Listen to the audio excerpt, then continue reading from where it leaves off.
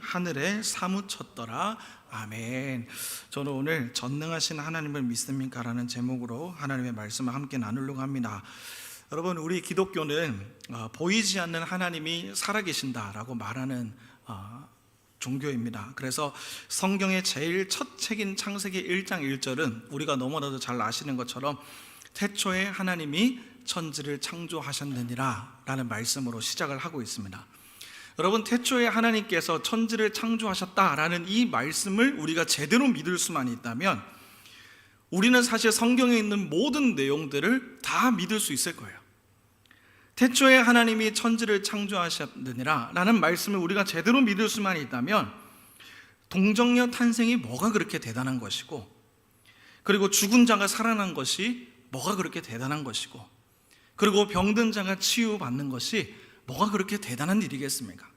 하나님이 이 모든 것을 창조하시고 하나님이 모든 것을 다스리셨다라는 그 확실한 말씀을 우리가 믿을 수만 있다면 우리는 일상에서 하나님을 충분히 의식하고 살아갈 수 있을 줄을 믿습니다.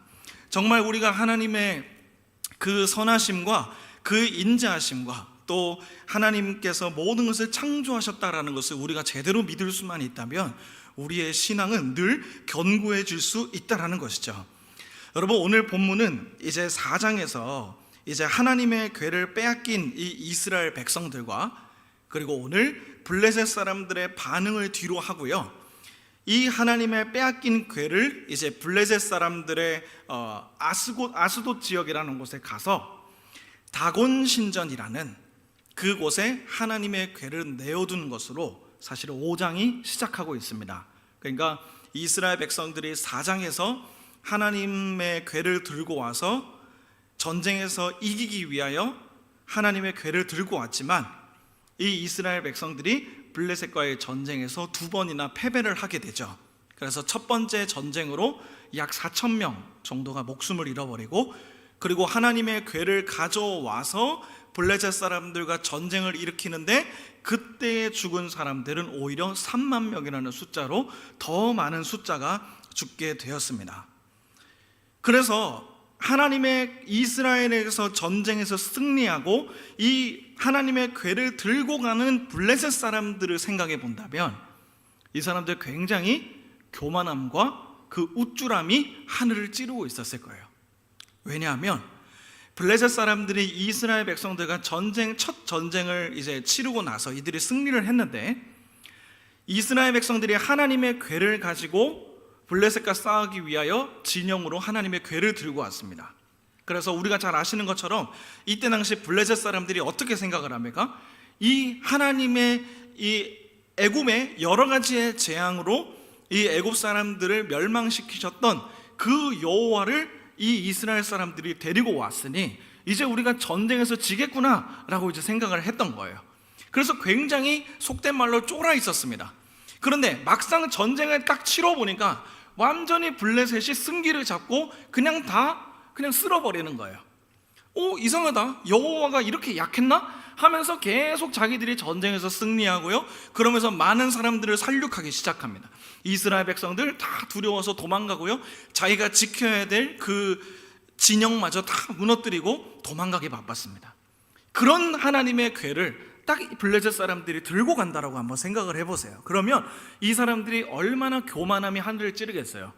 우리의 다곤신이 여호와를 이긴다, 하나님보다 우리 신이 더 세다, 이러한 생각들을 가지고 블레셋 사람들이 들어가는 겁니다.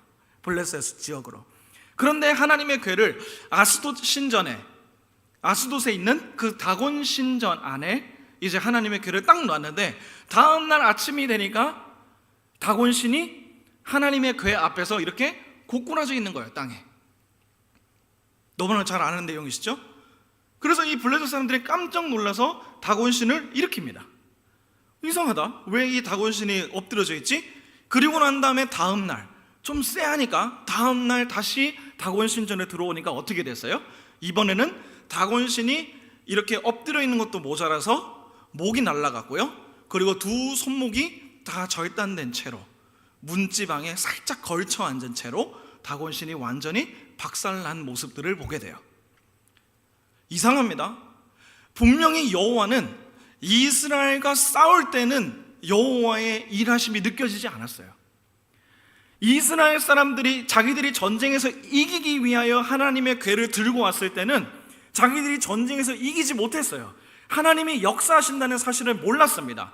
그런데 이 하나님의 궤가 적의 진영으로 들어갔는데 이게 웬걸? 적진에서 이렇게 전리품으로 전락해야 될 하나님의 궤가 오히려 블레셋 사람들을 치기 시작하는 거예요. 분명히 이스라엘 사람들에게는 나타나지 않았던 하나님의 능력이 블레셋 사람들에게는 그 능력이 나타나기 시작하더라라는 것입니다. 그리고 그 이후에 블레셋에 이제 온갖 비명소리가 들리기 시작하는데 그게 오늘 본문 6절부터 12절까지에 나오는 본문 말씀인 것이죠. 이것을 시작으로 블레셋을 향한 하나님의 진노가요 본격적으로 일어나기 시작합니다. 아스돗에서 하나님의 궤가 다곤신을 박살냈습니다. 그러고 나니까 6절을 보니까 어떻게 나와 있냐면 여호와의 손이 아스돗 사람들에게 엄중히 더하사 독한 종기의 재앙으로 아스돗과 그 지역을 쳐서 망하게 하셨다라고 되어 있는 거예요. 여러분, 엄중하게 치셨다라는 것은 하나님께서 손에 사정을 두지 않으셨다라는 것을 의미하는 것입니다. 그래서 독한 종기의 재앙으로 블레셋을 치는 거죠. 그래서 이 블레셋 사람들이 하나님의 궤로 인하여 자신들이 재앙을 맞이하고 있구나라는 것을 알게 되는 것입니다. 왜냐하면 독한 종기라고 하면 예전에 애굽 지역에 그 여러 가지의 재앙을 일으켰던 그 재앙 중에 하나거든요. 독한 종기의 재앙이. 그리고 하나님의 손이 엄중하게 이들을 치셔요. 그 말은 일반적인 독한 종기가 일반적인 상황이 아니라는 거죠. 우리가 상상할 수 없는 종기의 수준이 블레셋 사람들에게 퍼져 있었다는 것이죠. 그렇기 때문에 이 사람들이 이 재앙이 하나님으로부터 왔다는 것을 알게 되었던 것입니다. 만약에 이 블레셋 사람들에게 독한 종기의 재앙이 그리고 하나님의 엄중한 손이 이들을 치지 않았다면 이들은 독한 종기의 재앙을 하나님으로부터 왔다라고 결코 생각하지 않았을 거거든요. 여러분, 생각해 보시면요, 우리가 하나님의 일하심에 대해서 생각을 할 때 애굽에서 하나님께서 10가지의 재앙들을 내리지 않습니까? 그래서 우리가 다 외우고 계실 거예요. 피, 개구리, 이, 파리, 돌림병, 종기, 저도 지금 조마조마합니다. 우박, 메뚜기, 그 다음에 흑암, 그 다음에 이제 장자의 죽음, 이렇게 10가지가 이제 되는데, 예를 들어서 여러분, 이 10가지의 재앙 중에 어떤 대부분의 재앙들은요 보통 사람들이 겪을 수 있는 재앙이에요. 한번 생각을 해보시죠. 세 번째 재앙이 이거든요. 이 재앙. 요즘이야 그런 걸 좀 덜하지만 그래도 이로 인해서 되게 간지러움을 많이 타셨던 세대이지 않을까라고 이제 생각을 해보는데, 저도 이제 학부에 이제 대학교를 다니고 있을 때 이렇게 젖혀보면 한 번씩 진드기가 있었어요. 그래가지고 이렇게 막 물고 막 그런 부분들이 있었어요. 근데 여러분, 우리가 생각해보면 이가 몸을 괴롭히게 하고, 그리고 네 번째 재앙이 파리잖아요. 파리가 들끓고요. 그리고 다섯 번째 재앙, 가축이 죽고 돌림병이 도는 것은요 우리가 일반적으로 하나님이 내리셨다라고 말하기에는 조금 애매한 재앙이잖아요, 사실. 여러분, 여름 되면은 파리 나타나는 거 기본적으로 다 나타나잖아요. 제 집에도 초파리가 나타났습니다. 도대체 어디서 나타났지? 막 이렇게 한 번씩 막 애벌레가 왔다 갔다 기어다녀요. 도대체 내가 무슨 잘못을 했지? 막 이런 생각 한 번씩 하면서, 이게 하나님이 내리신 재앙이냐? 우리 그렇게 생각 안 한다는 거예요. 이가 몸을 괴롭히고, 그리고 파리가 들끓고, 돌림병이 생기고, 가축이 죽는 재앙이 어제 오늘의 일이 아니잖아요.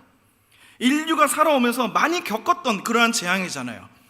때가 되면, 곡식이 익을 때가 되면 메뚜기가 와서 농사한 그 곡식들을 갉아먹는 거, 그리고 파리는 여름에 늘 볼 수 있고, 가축이 죽거나 돌림병이 발생하는 것은 세계 여러 곳에서 발견할 수 있는 병들이에요.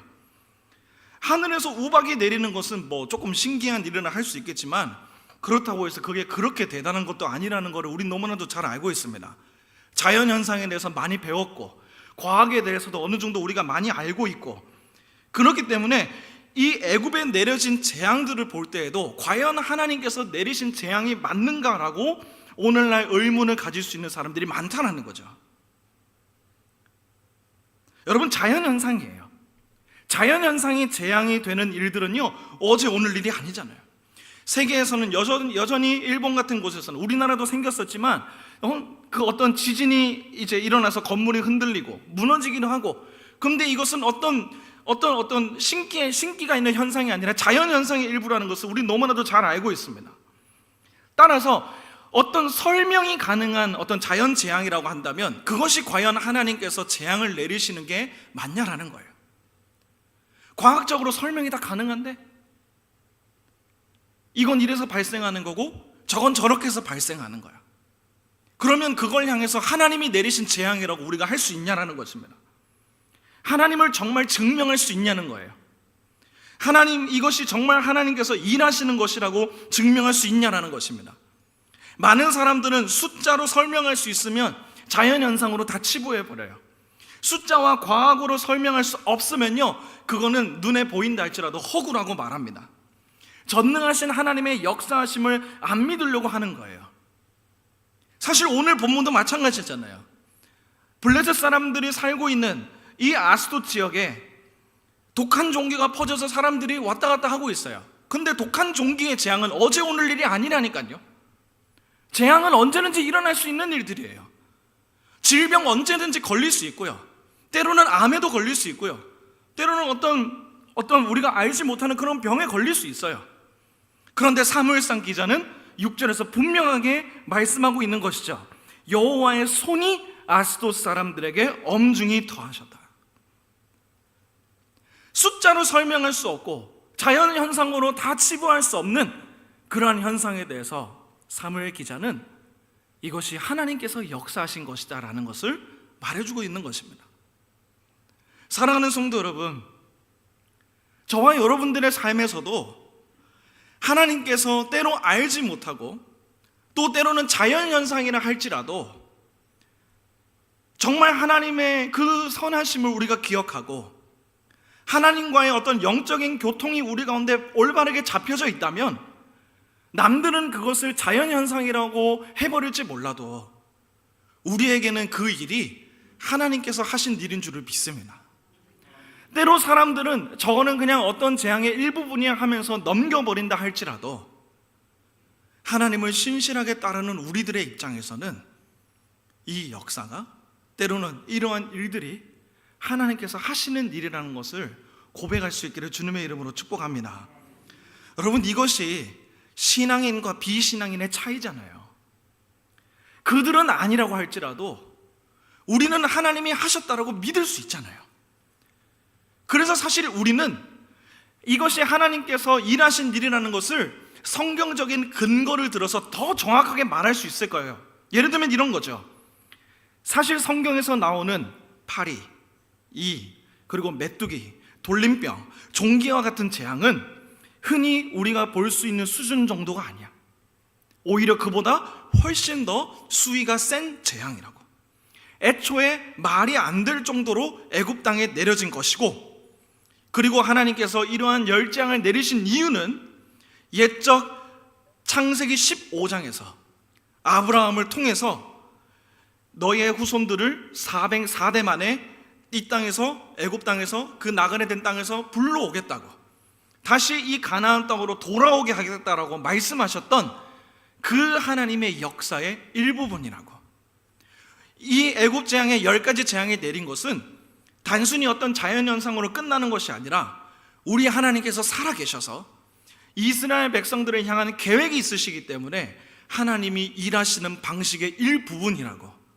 우리는 어떤 일어나는 일들에 대해서 무조건 하나님의 뜻이라고 뭔가 말할 수 있는 것이 아니라 하나님이 철저한 계획과 우리를 향한 선하심으로 인해서 하나님이 여전히 우리의 삶에 역사하신다라고 우리가 그렇게 믿음으로 고백하실 수 있는 저와 우리 모두가 될 수 있기를 주님의 이름으로 축복합니다. 그렇기 때문에 여러분, 하나님의 엄중한 징계, 하나님의 엄중한 징계로 인해서 이제 블레셋 사람들이 알아차린 거죠. 다곤신이 머리와 두 손목이 날아간 것이 우연이 아니라 하나님께서 하신 일이라는 것. 아스돗 지역에 독한 종기가 생겨서 사람들이 죽는 소리 내는 것도 다 하나님의 괴 때문이라고. 그러니까 이들이 어떻게 합니까? 하나님을 인정할 수밖에 없는 거죠. 하나님의 역사심, 이거는 단순히 자연현상으로 치부할 수 있는 것이 아니라 하나님께서 일으키신 일이구나, 이스라엘에서 일하시는 여호와가 우리를 치고 있구나 라고 있는 사실을 분명하게 알고 있는 거죠. 그래서 이들이 하나님을 인정하고 대책을 세웁니다. 8절을 한번 보시죠. 어떻게 대책을 세우냐면, 우리가 하나님의 궤를 어찌하랴. 방백들이 대답하되 이스라엘 신의 궤를 가드로 옮겨가라 하므로 이스라엘 신의 궤를 옮겨갔더니. 자, 왜 가드로 또 궤를 옮겼을까요? 가드로 총 2번을 옮기거든요. 처음에는 아스돗에 처음에 있다가, 그리고 가드로 갔다가, 그 다음에 에그론으로 빠지게 돼요. 여러분 지도를 한번 보시면 왼쪽 부분을 보시면 아스돗 지역에 있습니다. 그리고 그 해안가 근처에는 그 왼쪽 아래를 보면 우리가 잘 아는 가자 지구가 있어요. 그래서 아스돗 지역을 보시고, 그 다음에 가드는 좀 더 안쪽에 있죠. 그리고 나중에 이것이 이제 에그론으로 옮겨질 건데, 에그론도 점점 안쪽으로 가게 돼요. 해안가 지방에서 내륙 지방으로 점점 하나님의 궤가 이동을 하는 것입니다. 왜 하나님의 궤를 내륙 쪽으로 자꾸 이동하는 걸까? 우리가 정확한 사실을 알 수는 없지만 한 가지 추측하고 있는 것이, 내용이 뭐냐면, 이러한 독한 종기는 주로 해안가 지역에서 발생하는 것이었기 때문에 혹시라도 내륙 지방으로 빠지면 그래도 이 종기가 사라지지 않을까라는 그러한 상상을 했다고 해요. 그랬을 것이라고 추측을 합니다. 그래서 하나님의 궤를 이리저리 옮겨보는데 다 내륙 지방으로 옮겨보는 거예요.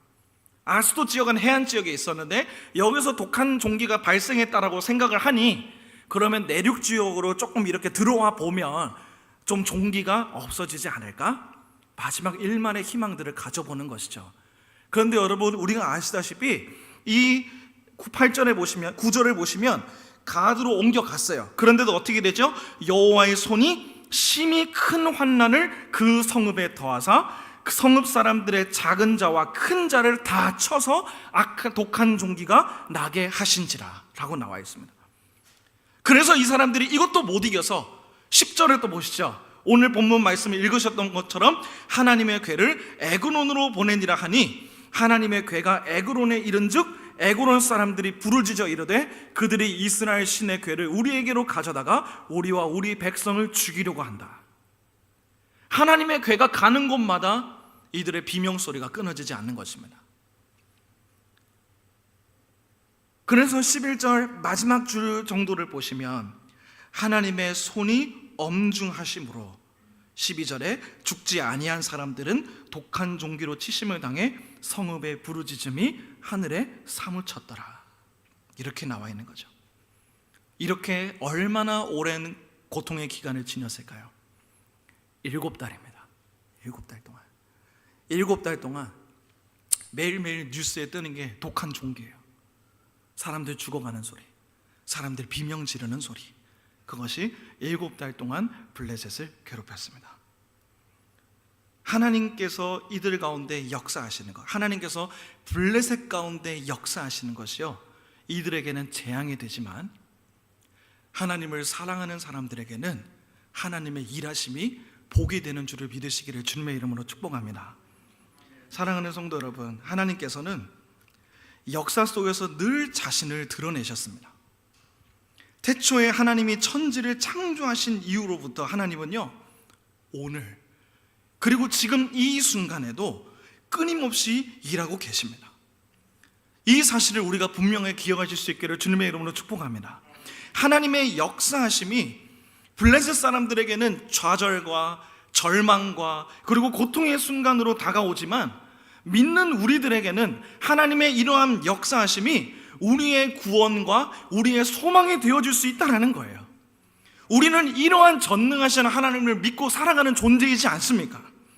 하나님은 언제나 우리의 삶에 함께 하시는 분이시고, 그는 자기를 존중하는 자를 존중하시는 분이라고 분명하게 말씀하시잖아요.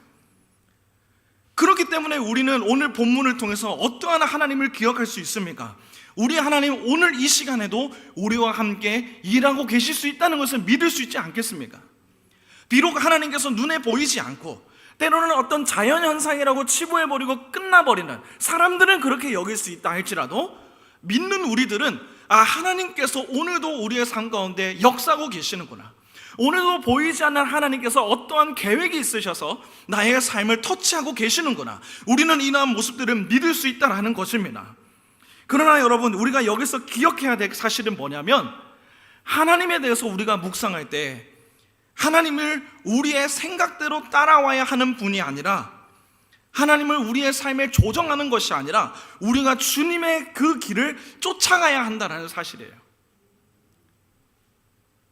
우리의 삶에서 하나님이 우리와 함께 하시니까 기도함을 통해서 하나님을 내 삶에 끌어당기자, 이런 부분이 아니라 하나님이 우리의 삶에 함께 하시기 때문에 주님이 인도하시는 삶을 사는 것이 우리의 길이지 않습니까? 우리 너무나도 잘 알고 계시잖아요. 예수님을 한번 생각해 보자고요. 예수님이 이 땅에 오신 이유가 무엇이었습니까? 돈 많은 부자가 되기 위해서 이 땅 가운데 오셨습니까? 아니잖아요.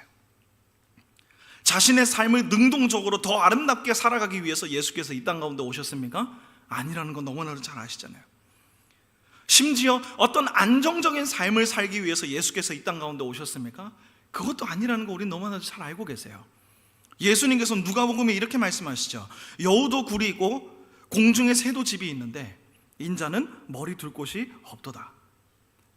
예수님이 이 땅에 오셔서 여러 가지 사역들을 하셨지만 그 모든 사역의 중심이 어떻게 되시죠? 중심이 자기가 아니라 하나님 아버지께 있는 거예요. 하나님의 뜻을 행하기 위해서 이 땅 가운데 오신 거죠. 그래서 우리가 예수님을 생각해 보면 예수님은 항상 어떠한 일이 있을 때마다 하나님께 기도하시며 일들을 시작하셨죠. 사탄이 광야에서 예수님을 시험하기 전에 예수님은 40일 동안 굶주리신 상태에서 사탄의 시험을 받아내셨습니다. 그리고 그때 기도하셨던 주님께서는 말씀으로 사탄의 권세를 물리치시고 말씀으로 다 이겨내셨죠. 우리가 잘 아시다시피 예수님께서 나중에 십자가에 못 박히시기 전에는 겟세마네 동산에서 땀방울이 핏방울이 될 만큼 두려운 마음으로 기도하셨었죠. 그리고 하나님께서는 예수님을 부활시키셔서 모든 잠자는 자들의 첫 열매로 세워주시고, 그리고 그를 따라 오늘도 순종의 길을 걷기를 원하는 우리의 삶을 붙잡아 주시는 그런 순종의 본이 되어주신 분이 우리 주님 아니겠습니까? 그러니 우리는 오늘도 정말 하나님께서 예수님의 그 삶을 온전히 지도하셨던 것처럼, 주님께서 하나님 아버지의 말씀에 순종해서 자기가 걸어가야 될 길들을 묵묵하게 걸어가셨던 것처럼 우리도 하나님의 인도하심을 따르는 삶을 살아야 되죠. 오늘 하나님께서 나를 통해 어떠한 일들을 계획하실까? 우린 다 모르잖아요. 하나님께서 어떠한 일을 계획하시는지 모르잖아요. 그러니 어떻게 해야 되겠습니까? 기도하면서 말씀을 통해 하나님이 어떤 분이신지, 그리고 그 하나님에 대해서 묵상하면서 오늘 하루 내 삶 가운데 선하게 인도하실 하나님을 선하게 믿을 수 있도록 우리가 말씀과 기도로 또 믿음으로 나아가야 되지 않겠습니까? 전능하신 하나님을 의지하고 말씀과 기도가 겸용된 그러한 신앙인의 삶으로 하루를 살아내야 되지 않겠습니까? 그러나 우리는 이런 사실을 머리로는 알고 있어도요, 실제로 우리가 삶을 사는 것을 보면 머리로 아는 것과 다른 삶을 살아가고 있는 것 같습니다. 우리는 하나님께서 우리의 삶을 지도하시고 하나님이 우리의 걸음을 인도하신다라는 사실을 알고 있고, 또 우리가 하나님의 뜻에 합당한 삶을 살아야 된다라고 우리가 머리로 너무나도 잘 알고 있지만 실제로 삶을 살다 보면 그렇지 않은 경우들이 너무나도 많다는 거예요. 우리는 나도 모르게 하나님을 우리 삶으로 끌어당겨서 주님이 우리의 생각대로 따라와야 된다라고 생각하는 경우들이 너무나도 많다는 것입니다. 왜 그러냐면 결국에는 삶을 주체적으로 사는 사람이 나니까. 전능하신 하나님은 눈에 보이지 않거든요. 전능하신 하나님을 내가 믿고 있다라고 말은 할 수 있지만 실질적으로 내가 그분과 함께 동행하고자 하는 마음이 내 안에 없다면 결국 삶을 주체적으로 사는 사람은 나기 때문에 내 인생이 더 중요한 것이거든요. 결국에는 하루를 살아가면서 내 인생은 내가 계획하고 내가 어떠한 모습으로 살아가는 것이 더 중요한 것이죠. 그러니까 어떻게 됩니까? 말씀을 읽고 기도하는 시간보다 잠을 좀 더 자고 아침에 출근하는 것이 더 낫다라고 판단하게 되죠.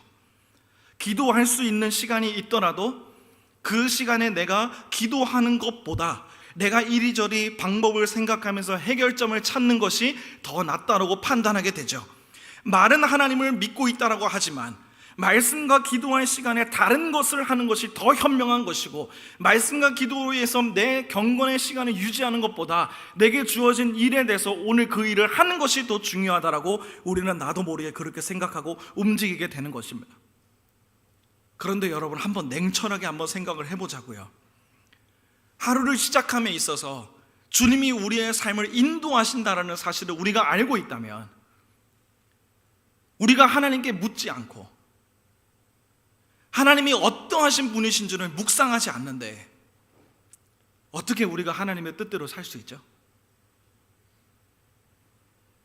하나님이 어떤 분이신지를 알려는 노력이 없는데 어떻게 삶에서 하나님을 느낄 수가 있겠습니까? 삶을 대하는 전제가 처음부터 완전히 다른 거예요. 주님이 정말 살아계시고 그분이 우리 삶 가운데 함께 계신다는 것, 그리고 그분이 우리 가운데 일하신다는 확신이 우리에게 있다면 우리는 주님이 눈에 보이지 않는다 할지라도 말씀과 기도를 통해 우리가 늘 주님과 영적으로 소통해야 되지 않겠습니까? 밥 먹고 물 마시고 숨 쉬는 것처럼요. 말씀과 기도로 경건한 신자가 되는 것이 우리의 선순위가 되어야 되지 않겠습니까? 사실 말씀과 기도가 우리 신앙의 90%를 차지하잖아요. 우리의 삶에 말씀과 기도라는 경건한 행실이 뒷받쳐 준다면, 비록 오늘 우리가 어떤 하나님의 음성을, 목소리를 제대로 듣지 못한다 할지라도 말씀을 통해서 하나님이 어떠하신 분이신지를 묵상했다면 삶에서 그러한 하나님을 의지하며 오늘 내 길을 주님께 맡길 수 있지 않겠습니까? 그리고 때로 내 삶에 이해되지 않는 부분이 있다 할지라도 주님께서 그 걸음을 선하게 인도하실 것을 믿으며 오늘 하루를 주님께 맡기며 살아갈 수 있지 않겠어요? 말씀과 기도로 우리가 첫 단추를 잘 꿰다면요. 하나님의 뜻대로 살기 위하여 저도 마찬가지고 우리 모두가 주님의 음성에 얼마나 귀 기울이려 하는지를 돌아보셨으면 좋겠습니다. 나는 말씀과 기도에 얼마나 집중하려고 하는가? 오늘 하루 어떤 일이 일어날지도 모르는, 한치 앞을 모르는 하루를 삶을 살아감에 있어서 내 삶을 보이지 않는 주님께 진정으로 맡길 수 있는 준비를 나는 하고 있는가? 여러분, 상당수의 많은 사람들이 크리스천이라는 이름은 달고 살지만 말씀과 기도에 집중할 시간이 안 돼서, 말씀과 기도에 집중하지 못해서 당장 오늘 하루를 사는 것에만 집중하고 사는 것이 오늘날 우리의 현실이죠. 그러면 여러분, 한번 저희가 생각을 해보자고요. 바쁜 삶에 치여서 산다고 한다면요, 우리끼리는 사정을 다 봐줄 수 있어요. 오늘 하루 말씀과 기도에 충실하지 못했어요. 그럴 수 있어요. 내일도 오늘도 삶이 바빠서 참 하지 못했어요. 괜찮아요. 그 다음 날도 오늘도 여전히 쉽지 않네요. 우리끼리는 그 처지를 다 이해해 줄 수 있을 거예요. 그러나 냉정하게 생각해 보자고요. 말씀과 기도 없이 살아가고 있는 그 삶을 과연 신앙인의 삶이라고 할 수 있겠습니까? 냉철하게, 냉정하게 주님을 구하지 않고 삶을 사는 것, 하루, 이틀, 사흘, 나흘, 일주일이 쌓이고 한 달이 쌓이면 신앙인의 삶이라고 할 수 있겠습니까? 교회는 다닌다 할지라도 내 입으로 신앙인이라고 말할 수 있을까요? 저에게도 적용되는 말씀입니다. 우리가 과연 삶에서 주의 능력을 기대하는 삶을 살 수 있을까요? 어쩌면 우리가 말씀과 기도로 주님의 선하심을 우리가 느끼지 못하기 때문에, 우리가 말씀과 기도로 주님의 선하심을 우리가 하루하루 알아가려는 모습이 우리 안에 좀 부족해서 오히려 주님의 일하시고 있는 그 능력의 손길을 우리가 못 느끼는 것은 아닐까요? 주님은 우리를 향한 여러 가지 계획이 있으셔서 나를 향해 집중하는 그 대상을 향하여 주님은 분명히 일하고 계실 텐데, 어쩌면 우리가 우리의 삶에서 주님을 못 느끼고 그렇게 사는 것은 아닌가라는 것입니다. 주님을 위해서 쓰는 시간이 하나도 없잖아요. 하루가 24시간이지만 주님을 위해서 쓰는 시간이 하나도 없어요. 바쁘다는 이유로 진짜 중요한 것을 오히려 하지 않는 거예요. 밥을 좀 굶을 수 있어요. 잠 좀 못 잘 수 있어요. 근데 신앙은 조금 다른 문제잖아요. 말씀과 기도가 신앙인의 필수라고 한다면 어떻게 그것이 없이 주의 능력을 구하는 삶을 우리가 살 수 있겠습니까? 말씀과 기도가 우리 안에 온전하게 채워지지 않는데 어떻게 오늘 제가 사무엘상 5장 6절부터 12절까지의 말씀을 통해서 전능하신 하나님이 블레셋 가운데 역사하셨다고, 남들은 그냥 이거 거짓말이라고 치부해 버리지만 저는 이것이 하나님이 역사하신 일이라고 증거하는 것만큼 어떻게 우리가 세상 가운데서 하나님을 증명하는 삶을 살 수 있겠습니까? 신앙인이 신앙인다운 모습을 보이지 않으면 사실은 믿는 자로서의 삶을 살아내지 않는 것입니다. 그러면 그 삶이 어떻게 흘러가겠어요? 당연히 내 생각대로 삶을 살 수밖에 없죠. 암만 교회를 다녀도 그 삶이 결코 변하지 않죠. 왜 그렇겠습니까? 내 스스로 사실은 전능하신 하나님의 존재를 못 믿고 사는 거예요. 그 전능하신 하나님의 일하심 자체를 내가 온전히 느끼지 못하고 사는 삶을 사는 것입니다. 주님을 믿는다면서도 주님을 위해 쓰는 시간이 하나도 없으니까 전능하신 하나님의 능력을 경험할 수 있는 삶이 나타날 수가 없는 것이죠. 여러분, 그러면 주위에 많은 사람들이 이러한 삶을 통해서 하나님께 영광을 올렸다라는 예화가 우리에게 무슨 소용이 있겠어요? 그 사람들이 그렇게 열심히 살았다는 게 우리에게 얼마나 와닿겠어요? 정작 내가 그렇게 삶을 살지 않는데, 삶을 살지 않는다면, 출발이 첫 단추를 제대로 꿰지 않으면 주님의 역사하심을 경험할 수 없다는 것입니다. 사랑하는 성도 여러분, 정말 전능하신 하나님이 우리의 삶을 주관하신다는 것을 우리가 믿을 수 있다면 저와 그리고 우리 사랑하는 성도님들의 삶에 우리 전능하신 하나님의 손길이 빠지지 않도록 늘 주님을 묵상하는 삶을 살아내실 수 있기를 주님의 이름으로 축복합니다. 정말 오늘 본문에서 볼 수 있는 것처럼 정말 전능하신 하나님이 이 블레셋 사람들에게 재앙을 내리셨다는 것을 믿는다면 오늘 그 하나님께서 저와 여러분들의 삶 가운데 역사하신다는 것도 우리가 믿을 수 있기를 바라요. 블레셋 사람들에게는 이 하나님의 일하심이 그저 재앙에 불과했고 죽는 소리에 불과했고 비명소리에 불과했습니다. 그러나 하나님을 믿는 우리 신자들에게는 하나님의 일하심은 우리에게 구원이 되시고, 하나님의 일하심은 오늘 나의 영을 세워주시옵시고, 하나님의 일하심이 오늘 나의 삶을 지도하신다는 것을 우리가 반드시 기억하실 수 있기를 주님의 이름으로 축복합니다. 여러분, 믿음의 사람들의 모습들을 기억하셨으면 좋겠어요. 성경의 수많은 선배들은 다 하나님의 말씀을 믿고 그 약속을 붙들며 살았던 사람들이었어요. 아브라함도 그의 평생에 이삭 하나 봤어요. 더 잘 봤자 에서와 야곱 둘 정도 더 봤습니다. 그러나 그는 하나님께서 앞으로 자신의 후손들을 엄청나게 해주실 하나님의 약속을 믿고 살았죠. 모세 역시 자기 뜻대로 살겠다며 미디안 땅에서 40년 동안 자녀들을 놓고 잘 살았지만 결국 그의 나이 80세가 되었을 때 하나님께 이끌린 삶을 살았습니다. 그리고 결국에는 이끌림에 순종해서 그렇게 그의 인생을 바쳤죠. 여호수아도 마찬가지고 다윗도 마찬가지고 이스라엘의 멸망을 외쳤던 선지자들도 마찬가지고 주님도 마찬가지죠.